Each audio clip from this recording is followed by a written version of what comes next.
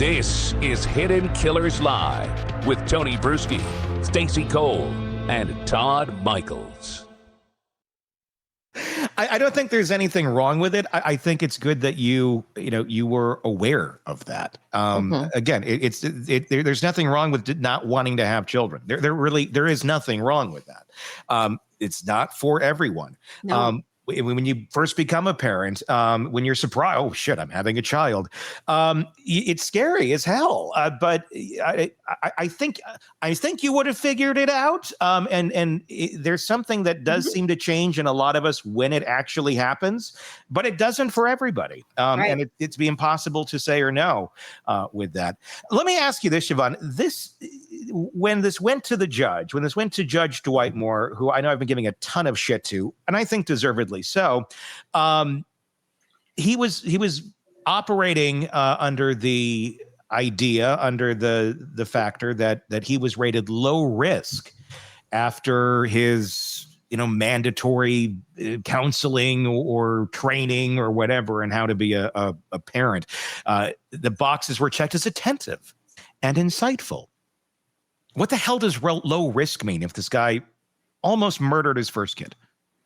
What it says to me is that somebody had a checklist of supposed risk factors, and was this the county agency that was tasked with doing an assessment of the guy? That's my guess. And what was this checklist? And again, this is the problem with our piecemeal system. Every county in the country is doing something different for how are they assessing risk. It's not like, oh, well, here's the one checklist that's going to, be valid. Because I think from what I can ascertain, we don't have anything really that you can look at and say, well, this is the perfect child abuse risk assessment here. Yeah. There are certainly cases where if a person is delusional, that's a risk factor, psychotic, risk factor, actively abusing substances, risk factor. I mean, we can just kind of use common sense and see what things are going to be red flags and put that on a checklist. But for whatever reason, there was nothing, again, this was not something that had any clinical significance from my point of view, whatever this checklist was. So he was compliant, he was polite, he jumped through the hoops. If they told him he needed to go to a parenting class, he said, fine, he did it. Okay, that really doesn't carry any weight with me as far as whether a person is going to reoffend or not. So again, it speaks to me of a flawed system, a flawed checklist that's probably not valid for what they're wanting it to be used for. And again, a piecemeal system where in this very big country, everybody's doing something different everywhere. And in systems like this, I would, again, everyone's different, but I would assume in a good chunk of them, people's employment as the individual who's maintaining the program, who's functioningly moving these people through, and they have the pen that's checking the box, probably depends on people coming out of this program as low risk. The freedom of these very people in these programs depend on them coming out as low risk. So it's not hard to game a system where both people in the room have an incentive for that person to come out with a certain check behind their box that says low risk. One doesn't want to lose a job. The other wants their freedom.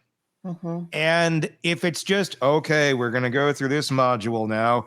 Don't beat the shit out of your kids. Did everybody get that? Okay, I know it's more in depth than that, but when you have it, the deck's kind of stacked right away of, well, let's get everybody out of here in low risk. There really isn't a lot of incentive to really get down to the nitty gritty and go, no, this person's not qualified. I'm glad you sent them here, but they are certainly not qualified to go have children. Or is my assumption on that completely off? No, I think you're right. There's just this system that pushes people through because it's the easiest thing to do.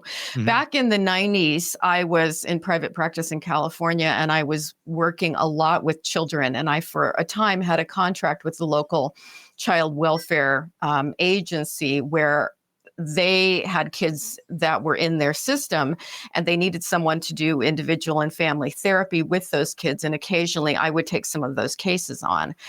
And so I wasn't actually an employee of the child welfare system. I was in private practice, but I worked with the kids. And there was one case in particular that I worked with for about 5 years, a little boy who had been extremely abused by a mother. He had been taken away from mother, placed with his biological father, and was thriving and was doing so well. And I worked with him individually, worked with the father, and met with he and his mother.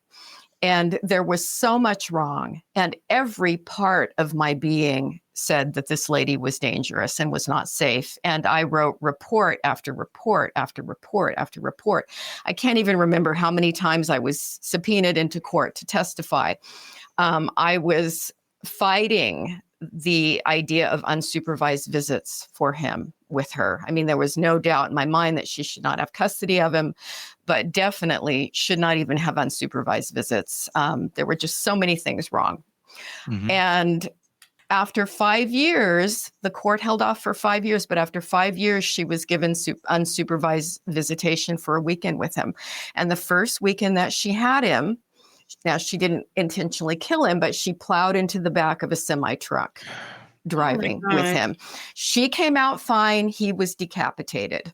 And I went to the funeral and I was so distraught. I had nightmares about that child and that situation for years.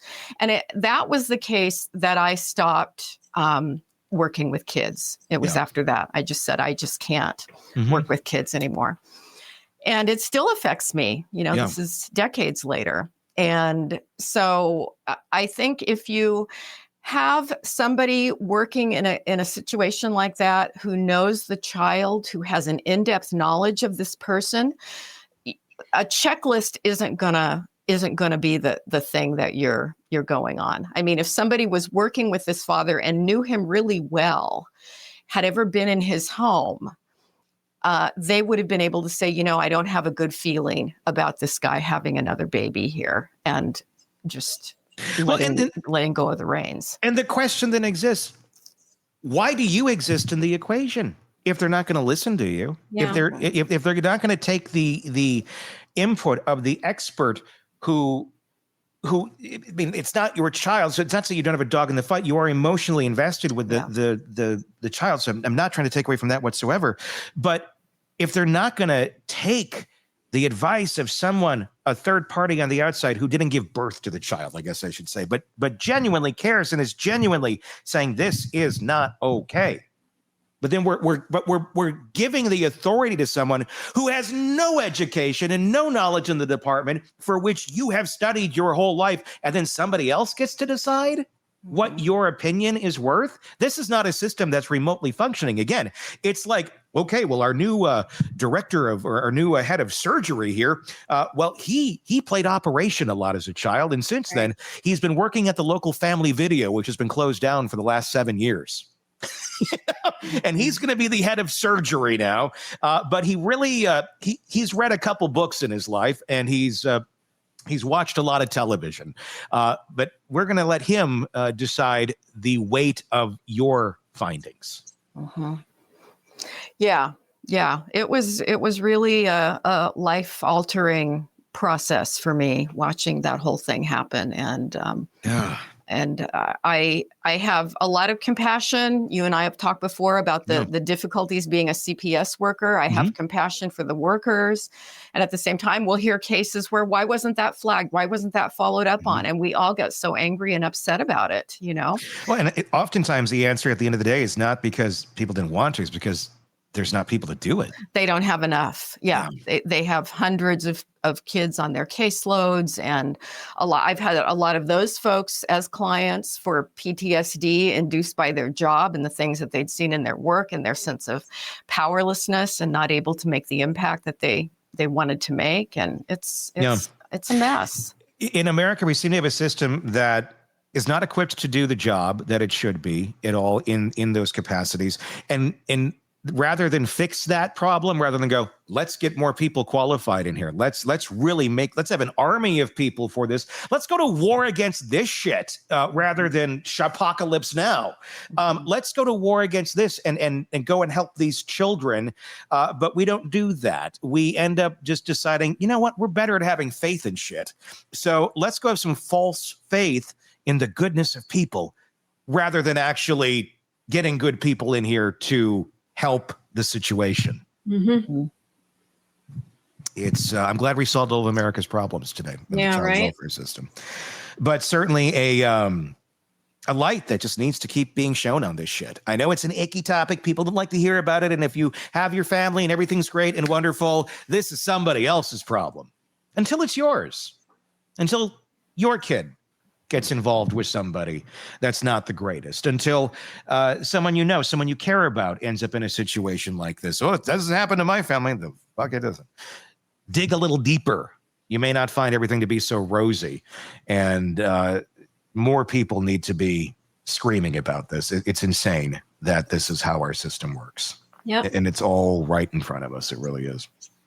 Shavaun Scott, as always, thank you so much for coming on and hearing us rant and bringing us back into reality and giving your insight. It's always a pleasure. Her books, and I saw somebody in the comments said that they read it too, Nightbird, your memoir, and they said it was a great read. It really is. I've read it. Stacey's read it. Very, very powerful going in to your life and your experiences and the abuse and the survivor story that you have.